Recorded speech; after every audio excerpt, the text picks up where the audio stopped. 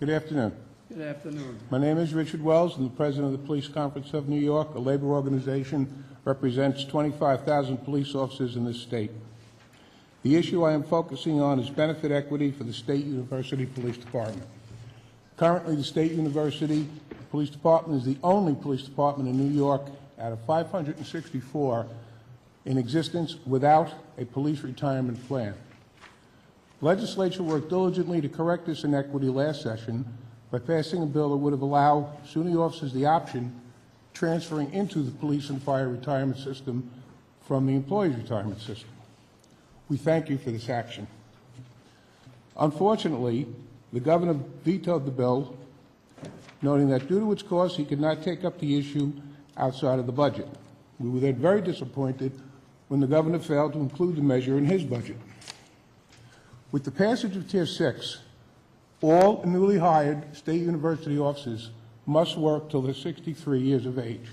Now, I'm 63, and while I like to think I'm in good shape, I certainly shouldn't be out on a campus protecting young people who are in their teens and early 20s. Tier 6 requires a newly hired 21-year-old to work 42 years. That's twice as long as a municipal police officer. Police and the PNF were exempted from this change, and with good reason. Furthermore, death and disability benefits for SUNY officers are inferior to those received by other police officers. It is indefensible and highly offensive to assign inferior death and disability benefits to one department of police.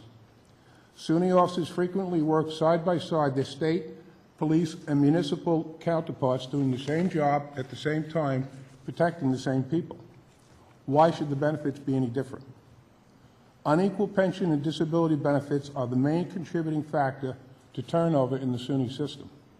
Crisis is so bad on some campuses, SUNY administration officials have fully supported legislative efforts to create pension and disability parity for their officers. SUNY is currently losing millions of dollars recruiting, hiring, and training officers who quickly leave for other police departments, and who can blame them? More than 95% of municipal police departments in this state offer their officers a 20-year retirement plan. The remaining percentage allow retirement after 25 years. A 25-year plan would allow SUNY to stay competitive. SUNY officials have used the term critical when talking about police staffing levels at numerous campuses. They know they have to deal with the attrition problem now because the problem is only going to get worse as the Tier 3 and 4 officers hit retirement age. Compounding that problem is the fact that the improving economy will lead to more municipal police departments lifting hiring freezes that have been in place for the last several years. The SUNY system is the perfect place for local police departments to recruit. State University police officers receive expensive, high-quality training and experience at SUNY's expense, making it the perfect training ground for other departments. This is a ridiculous waste of state resources.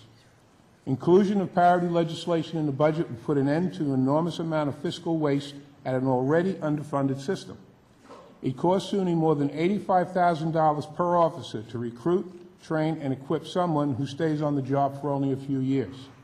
Schools are also spending additional dollars backfilling empty positions by paying overtime to the officers they manage to keep. The cost of retirement equity is offset by these crucial savings. Further, the governor has routinely mentioned the importance of diversity in law enforcement, and we applaud him for that. This is particularly important on SUNY's multicultural campuses. The University Police Department strives for diversity in its ranks so the force reflects the population they serve.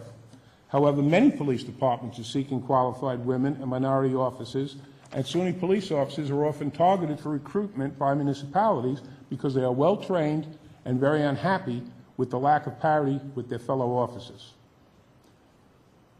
Also, this measure would mitigate the increasing untenable campus safety issue created by few officers being assigned to each shift.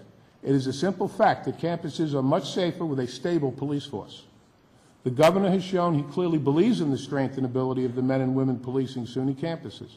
In recent years, he's not only added a new sexual assault policy, but many new responsibilities to the force, including serving new businesses that are part of Startup New York, an expanded role in fighting the heroin epidemic, new sexual assault reporting measures, mandatory active shooter training, and the deployment to natural disasters. The attrition crisis these campuses face and the growing instability of the police workforce has the potential to upend these policies and programs. Please, we are asking you to take affirmative action to correct this gross inequity. I am here today to request your full consideration of adding legislation to the proper level of funding to the final enacted budget to correct this problem once and for all. I thank you for your time. I can answer any questions.